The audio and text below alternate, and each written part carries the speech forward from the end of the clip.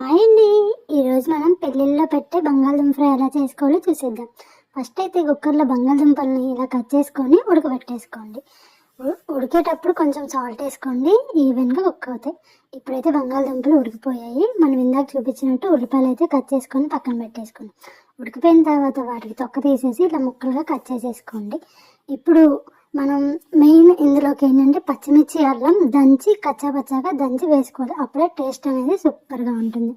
ఇప్పుడు ఒక ప్యాన్ పెట్టుకొని అందులో ఆయిల్ వేసుకొని పోపు వేసుకొని ముందుగా కట్ చేసి పెట్టుకున్న ఉల్లిపాయలు అండ్ మనం ఏదైతే పేస్ట్ దంచుకున్నామో ఆ పేస్ట్, పసుపు కలిపేసుకొని ఒక 5 మినిట్స్ బాగా ఫ్రై చేసుకున్న తర్వాత ముందుగా కట్ చేసుకున్న బంగాళదుంపలు అందులో వేసేసి ఇప్పుడు సాల్ట్ అండ్ కారం యాడ్ చేసి ఇంకొక 10 నిమిషాలు మీడియం ఫ్లేమ్లో మనం ఫ్రై చేసుకుంటే టేస్టీగా ఉంటే బంగాళదుంప ఫ్రై రెడీ. ఇప్పుడు కొత్తిమీర వేసుకొని గార్నిష్ చేసుకోవడమే.